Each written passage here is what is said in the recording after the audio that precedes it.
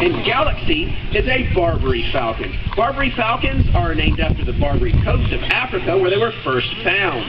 They are a subspecies of the Peregrine Falcon, so she is very closely related to our native peregrines, similar in pattern and shape, but a little bit different color and about half the size of our native birds.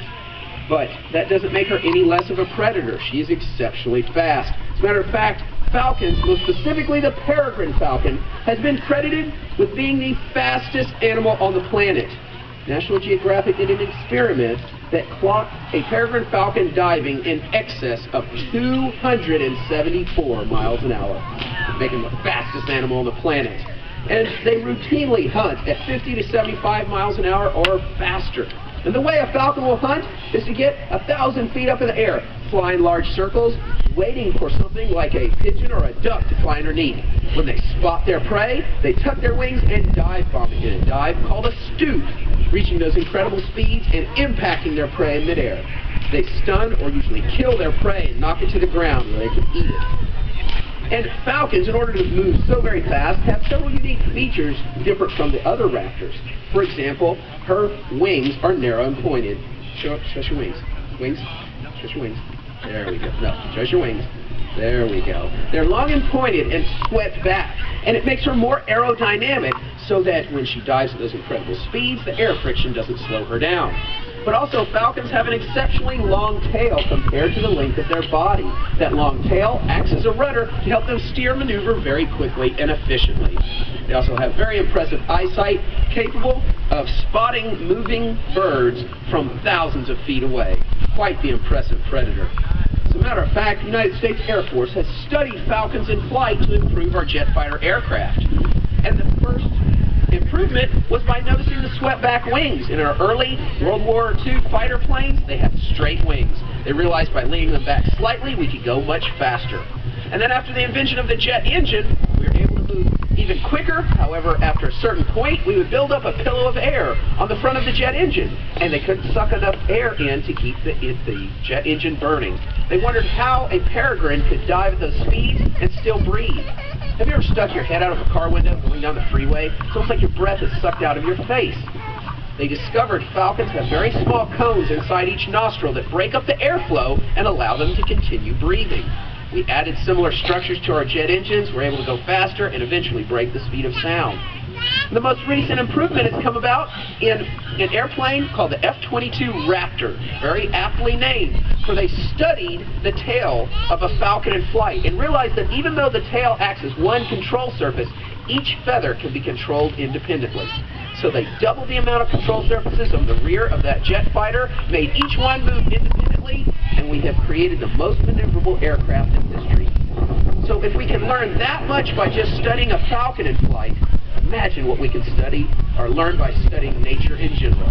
I'm a firm believer that the answer to our problems is out there. We just have to know where to look for it or be willing to listen. So hopefully you'll learn a little bit here today. And one last thing to share with you about the falcon. Many of you might be wondering what the funny little hat is that she had on her head. It's known as a hood. It's a training device that works sort of like a blindfold. And when we put it on her head, she'll get calm and quiet, usually go right to sleep.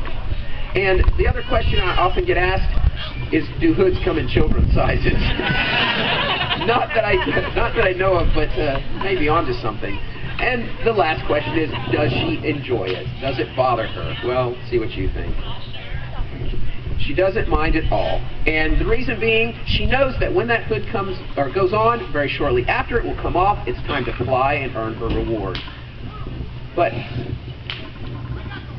after all, what do you say for Galaxy? Isn't she a beautiful bird? I think so. Send her to Master Call. So, what say you? Shall we fly some birds? Yeah. Well met. I do have several flighted birds to share this day.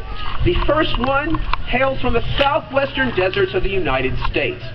We call him a Harris hawk, and his name is Tango. If you look up on top of the booth behind you, hop, hop, here comes Tango. I think that deserves a round of applause. That was quite the intro. Tango, being a Harris hawk, is what we would refer to as being a typical raptor. What that means is that he has physical features that make him very different from other predatory birds. Something else like perhaps a pelican, a stork, kingfishers, even purple martins. All of those birds use their beaks to catch their food.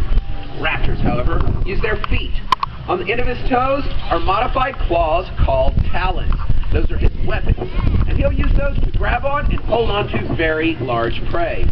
Even though Tango here, he only weighs 1.5 pounds, but he's quite capable of catching prey as large as an 8 or 9 pound jackrabbit. Or leftover food on the stage. Up here, it's not very noble down there on the ground. If you were to catch something as large as a jackrabbit, however, it would be far too heavy for him to fly off with, and certainly too large to swallow whole. So they have to be able to rip and tear their food into bite-sized pieces. Once you notice his beak, it's sort of hooked and curved downwards, and did you get a good look, sweetheart? About fell out of the bench backwards. Don't make those squeaking mouse sounds, that's not a good idea. But you see, that beak helps them to rip and tear their food quite quickly and efficiently, and therefore they can consume mass amounts of food in a very short amount of time. But also, Tango, buddy, you have a bird that has that job. Jump back up here, up on the glove, right here. There we are. And you see, his most impressive trait, however, is his eyesight.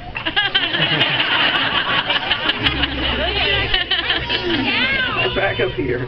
His most impressive trait is his eyesight, apparently allowing him to see things on the stage that I can't see. But he is capable of seeing about 4 to 8 times better than you and I can. That means that he can spot his prey from about 1 mile away. Not only that, but he can tell what color that prey was.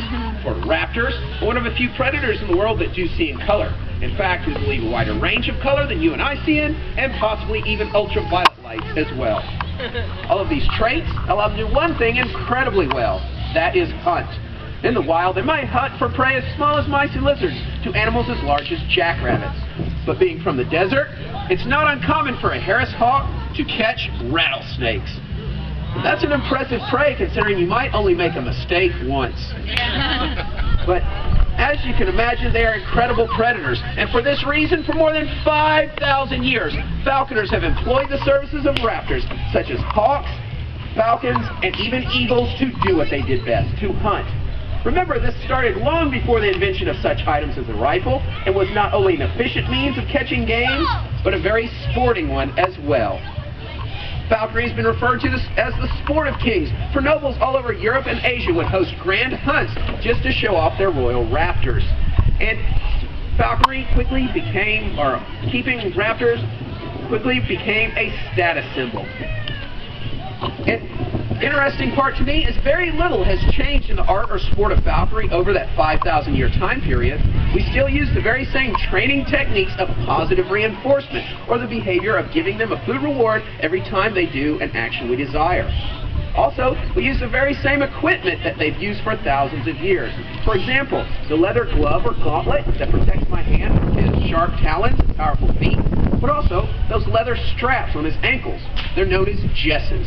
And jesses work sort of like a leash and collar on a dog, and it allows us to gain control of our bird should we need to, if he decides to keep jumping down on the stage. Right up here. Up here. You know, he's giving me a hard time. My State Farm agent saved me a lot of money on my insurance. I bought this hawk. I could have had a falcon. Get up here. Right up here. There we go.